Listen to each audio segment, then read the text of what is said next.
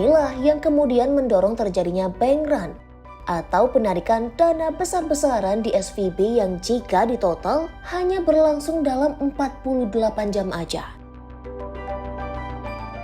So we are here to see if we can extract the money quickly because that the money is, the liquid cash is what we need to run our operation.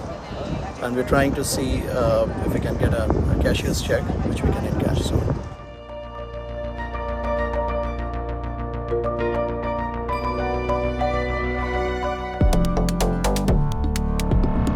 Sahabat Kompas.com, baru-baru ini ada kabar yang mengkhawatirkan dan membuat perusahaan ekuitas diterpa aksi jual yang masif dari para investor.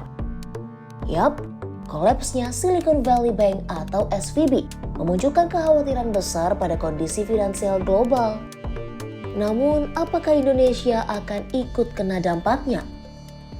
Untuk itu jangan kemana-mana. Di Oh Begitu kali ini, kita akan membahas dampak bangkrutnya SVB terhadap Indonesia.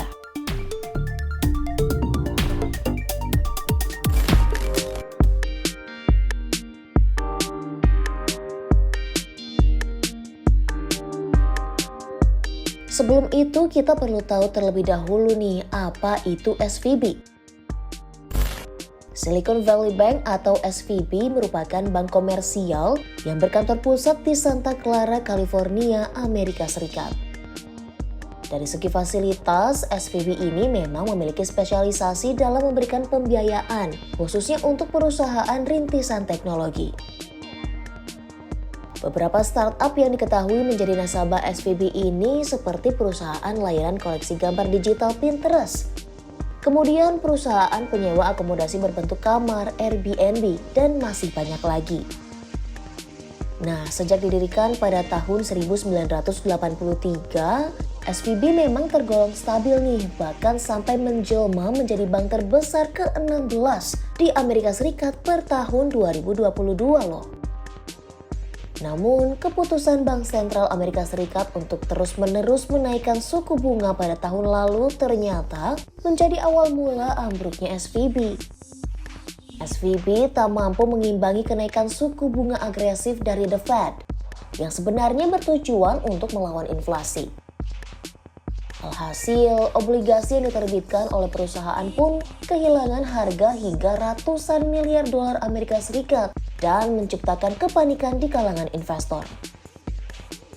Nah, untuk mengatasi hal ini, SVB sempat mengambil puluhan miliar dolar Amerika Serikat dari modal Ventura karena meyakini suku bunga The Fed tetap stabil.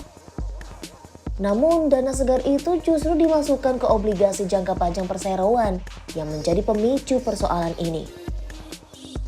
Tak hanya itu, di tengah ketidakstabilan ini, pendiri SVB Peter Thiel juga menyarankan para nasabah untuk menarik uang dari bank sebelum perusahaan mengalami kebangkrutan yang akut.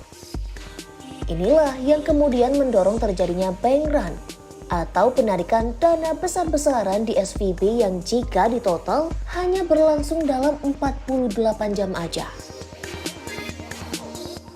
So we are here to see if we can extract the money quickly because that the money is, the liquid cash is what we need to run our operation. And we're trying to see if we can get a cashier's check, which we can encash soon. Berita runtuhnya Silicon Valley Bank tak pelak menyebabkan saham terlihat mengalami rekor penurunan. Tak tanggung-tanggung, saham SVB bahkan sampai anjlok lebih dari 60% loh.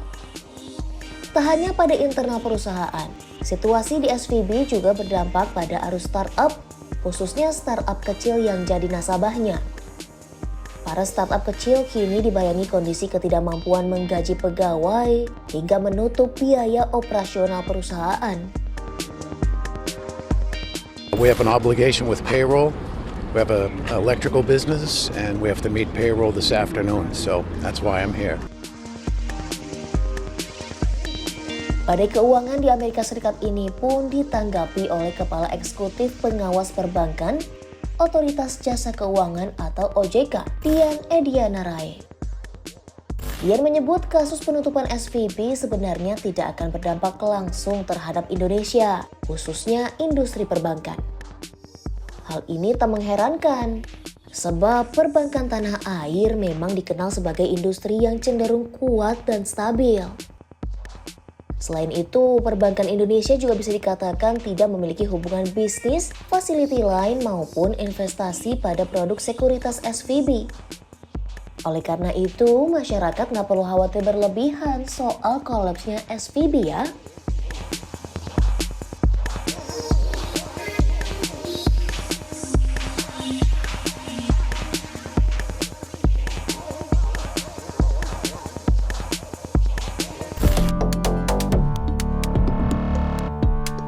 Itu dia ulasan soal dampak kolapsnya Silicon Valley Bank terhadap Indonesia. Semoga Indonesia benar tidak terkena dampak dari hal ini dan juga perusahaan rintisan juga cepat keluar dari tantangan yang terjadi di tengah perubahan ekonomi dunia ya. Sekian dulu video kali ini. Simak informasi menarik lainnya hanya di ohbegitukompas.com, jernih melihat dunia.